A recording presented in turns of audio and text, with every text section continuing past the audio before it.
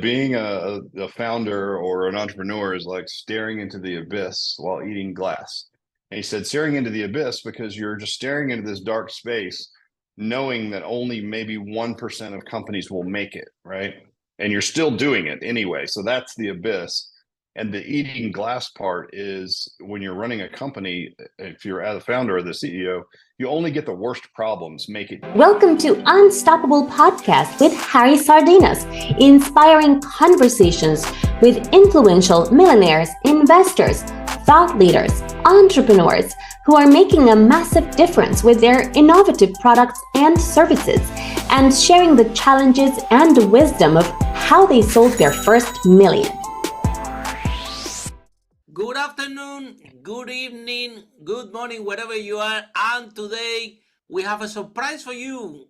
And we're going to be sharing with you the success behind a powerful man. Yeah, not because he's strong, because he owns a franchise of gyms. Yeah, and so related with the personal training. So welcome, Rick, to our podcast. And today we're going to be discussing the 5 steps how you make your first million. But before we start breaking down all these steps, we would like you to introduce yourself. Sure. Yeah. Well, you mentioned it, Rick Mayo, and I'm based out of Atlanta, Georgia. And I've been in the personal training industry since 1992, which is when I opened my first facility as a junior in college. So that's third year for most listening. So third year university, opened my first facility and never looked back. Wow. So what give you this drive? What give you this idea of you being so young that, hey, you know what? While everybody's having party, everybody going chasing girls, we are very young. Then you decided that no, that rather than do all that, which is the fun stuff, you decided that instead you're gonna open and take a huge risk in your life at the very early age, which is open your own facility. Yeah, I think, I was already doing the service. So I was already providing the service. I was just providing it. I was going to people's homes, or I was working at various health clubs as a personal trainer. And, it really was just born out of necessity for efficiency. So, instead of me traveling around, could I have a centralized location where the customer could come to me?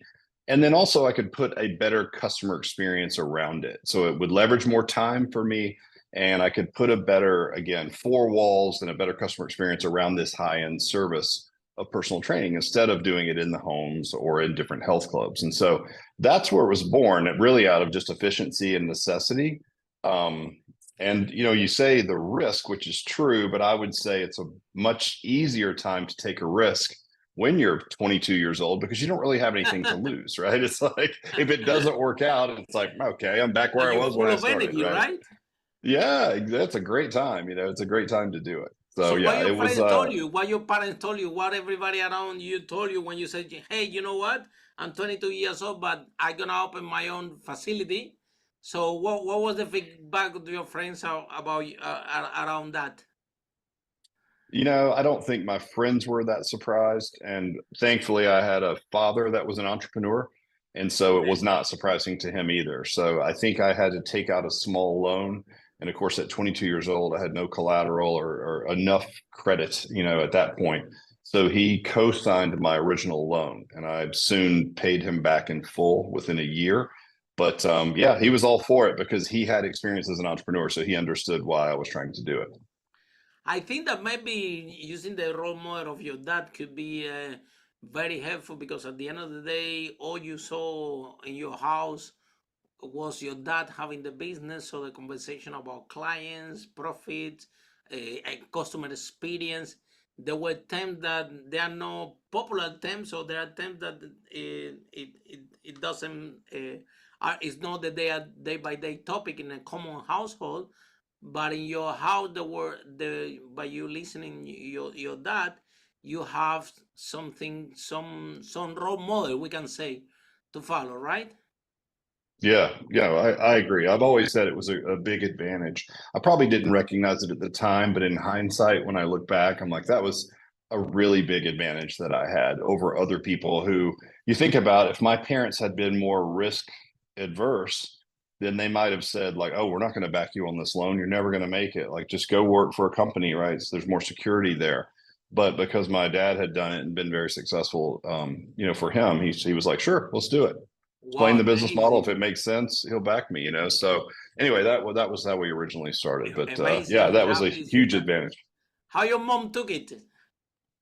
Yeah, she thinks that both my father and I were crazy, so she's like, whatever you guys want to do, just do it. Yeah, she didn't really have an opinion. She knew that we were going to do it either way. So So how about friends? Because usually friends, they are no entrepreneurs, right? When remember when I started my first business, and I had to change all my friends because the friends I had before, when I going out with them, as soon as I start to talk about business, profit, this and that, oh, you're boring, very boring conversation. Nobody cares. I was the only one, so I had to change friends. So how about your circle of friends? They were supportive as well.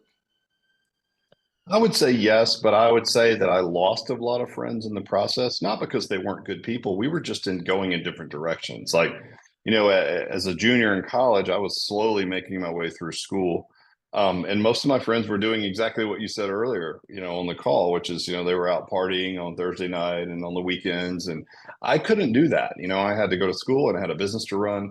And so it wasn't that we had, any cross words or any kind of conflict. It was that we were just going a different direction. So over time, I just ended up gravitating towards friends that were traditionally a bit older than me, that were already finished with that phase of their life and were trying to do something professionally. And those are the friends that I ended up making. And so it just happened that I ended up, leaving a lot of those friends in a different area. Probably, I'm sure something happened similar with you, right? You just don't have anything in common anymore. And so yeah, that's what ended up happening to me. But I think it's probably good to hear that for some people, because if you do want to do something a bit different, then you're probably not going to be in the normal friend groups that you're normally being in, right? They're not going to understand you. They're not going to be able to support you, not because they don't care about you, but they're not going to understand how to support you, right? Because they haven't been on that journey. And so doesn't mean that you don't leave everyone behind, and that you're blazing this path, and that you're better than them in any way, shape, or form. It just is one of the byproducts of doing something really different. Do you feel lonely and at any point like that just you didn't you cannot hang out with friends or you're so busy? Because I think this is a normal process for entrepreneurs that once we go inside the business, we get so focused and so centered and a lot of sense of responsibility, especially when you're young and you're trying to figure out everything. But at some point, after 1 year and a half, you're reflecting yourself, and it's like a lonely wolf journey when you started, right?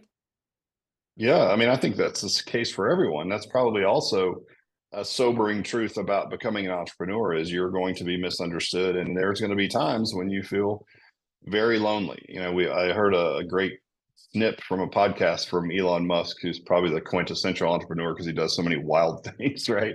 And he said, being a founder or an entrepreneur is like staring into the abyss while eating glass. And he said, staring into the abyss because you're just staring into this dark space, knowing that only maybe 1% of companies will make it, right? And you're still doing it anyway. So that's the abyss. And the eating glass part is when you're running a company, if you're a founder or the CEO, you only get the worst problems make it to you. All the other problems are solved before they get to you. So you only get the most difficult problems. And Yeah. they're typically not the problems that you want to be working on. They're not the fun things, right? As I'm air quoting fun things if you're listening. And so that's the eating glass, is because you're forced to solve the worst problems in the company that you really don't even want to be working on. So there are certainly really fun times to be a founder and a CEO, but I would say there's as much, if not more time, that it is very difficult and painful and lonely and all the things. Now, I certainly think it's worth it. This is all I've ever done. I've never worked for anyone, so I've only been an entrepreneur. But I Wow, think for amazing. maybe, in the day of social media, it gets really glorified. Oh, entrepreneur, do this, do that, but no one ever speaks to the difficult side of it, right? And Exactly. how difficult it can be emotionally, how you have to have a stoic control of your emotions, right? All the things that make you a good entrepreneur. It takes a lot, but I love it. I think I often describe it as a self-help journey disguised as a business, because if you want to grow your business, you have to grow as a person. It will only go as far as you can take it as the leader, right? And so I like that challenge, but it's not for everyone, that's for sure. Yeah, so how you become, at the end of the day, is what you were sharing, 100% agree. The 80% of the success of the entrepreneurs is the mindset, right? So Yes. what you did at so very early young age, when this tough moment happens, right, that you feel lonely, that you feel that maybe your friends are out there doing some things and you're doing something else, and something didn't work out, and you have bad moment in business. I think we all face that. So how you manage yourself to being so young and so responsible and so committed to your business? Do you use any tool or how you or anything that help you to have this level of confidence that keep going, that you go in the right direction, the self belief, regardless that you're doing the lonely journey of the entrepreneur, if we can call it? Yeah, I think a part of it was what we were doing. So it's not hard to connect how personal training someone can really change their lives. I mean, you can put your head on the pillow at night and know that you're making a good change in people's lives. Like you're changing the world, even if it's one person at a time, whatever that is, it still feels really good. And of course, we just talked about how difficult entrepreneurship can be. And if the purpose of the business is, if your why is large enough, the how and whatever, you just do it, right? It's like, and I can honestly say that in 34 years, I've never woken up in the morning and put my feet on the floor and thought, oh, I don't want to do this. Now, they're very difficult times. I mean, of course, every business in that span of time, I've had 5 or 6 iterations of our business, from a worldwide licensing business to now to full-on Wow. franchising. Yeah, we had 2,500 door fronts from India to Dubai. I mean, all over the world. So many iterations. Each one of them have been very difficult, but the backbone of all of that, Harry, was always the big why, right? Like we're literally changing people's lives. And so even when I started at 22, it's like, this is a really good thing to do. Like I can go into my facility and put my hands on the thing that we're doing. People are in tears thanking you for, they're paying you handsomely to do something that you would probably do for free, and then thanking you for it. It doesn't get much better than that. And so if that's what I have to do, if I have to do hard things and make hard decisions and have control of my emotions and understand that feeling bad is just part of being an entrepreneur, just because I feel bad doesn't mean it's wrong. You might feel bad, but you still have to do the thing, right? You still have to do the work for the business. And so once you can understand that, you'll still get up and work, even if it doesn't, again, I'm air quoting, feel good.